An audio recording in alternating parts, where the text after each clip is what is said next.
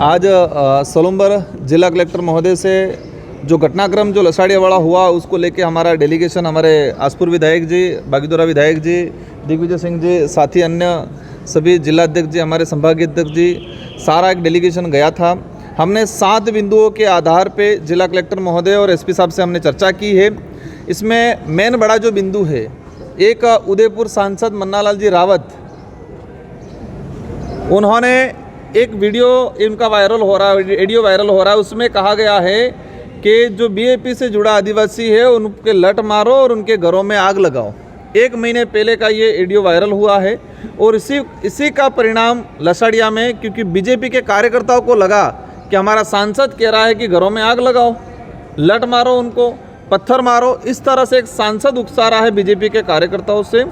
तो उन्होंने उसी आधार पे वहीं से उन्होंने कहीं न कहीं माहौल बना और लसाड़िया के अंदर हमारे दरियावत विधायक जी पे जो आक्रमण हुआ, तो हमारा पहला बिंदु ये रहा है कि कानून सबके लिए होता है। एक सांसद आम कार्यकर्ता को उकसा रहा है कि घरों में आग लगाओ, तो उस आधार पे कानूनी कार्रवाई होनी चाहिए, उसको लेके पहला बिंदु है।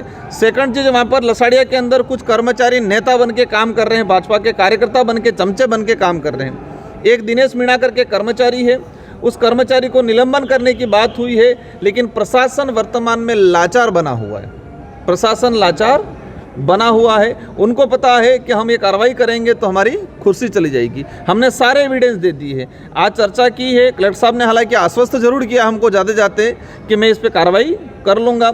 अगर कार्रवाई करते हैं तो ठीक है, कार्रवाई नहीं करते हैं तो हमारा डेलीगेशन अभी तय करेगा कि ये आंदोलन आगे बढ़ना है, धरना स्थल आगे बढ़ेगा कि इसका नया रूप लेगा, वो हम आगे भी हम बैठ के डिसाइड करेंगे। लेकिन यहाँ पर जो स्थिति बनी हुई है, भाजपा ने अधिकारी कर्मचारियों को इतना डरा रखा है, धमका रखा है, और कुछ बात अलग है, कुछ चापलूसी कर रहे हैं वो अलग है, लेकिन लसाड़िया घटनाक्रम में जो कर्मचारी दोषी है उस पर किसी प्रकार का कानूनी कार्रवाई शिक्षा विभाग की तरफ से, कलेक्टर साहब की तरफ से अभी तक नहीं हुई है।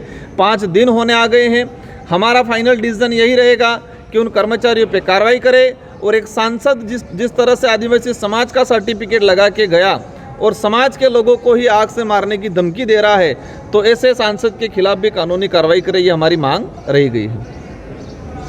अभी उपचुनाव भी सामने है, तो क्या बीएपी स्वतंत्र लड़ेगी या गठबंधन? ये इशू ही नहीं है। इशू सबसे बड़ा ये है कि एक आदिवासी समाज का सर्टिफिकेट लगा के सांसद बना और वही सांसद आदिवासियों के घर जलाने की बात कर रहा है, ये बड़ा इशू है। इशू ये है कि निर्वाचित हुआ विधायक वहाँ उसके विधानसभा क्षेत्र में जाता है और भाजपा के गुंडागर्दी वाले लोग उसके साथ मारपीट करते हैं, वो इशू है।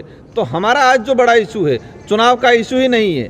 भाजपा जिस तरह से देश में पूरे राज्य में माहौल बना के रखा है, वो इस इलाके में भी चलाना चाह रहे हैं। हम कतई चलने नहीं देंगे। हम चाहेंगे संवैधानिक दृष्टि से शांतिपूर्वक तरीके से मामला निपट जाए, बाकी हमको जेल जाना पड़े उसके लिए भी तैयार हैं।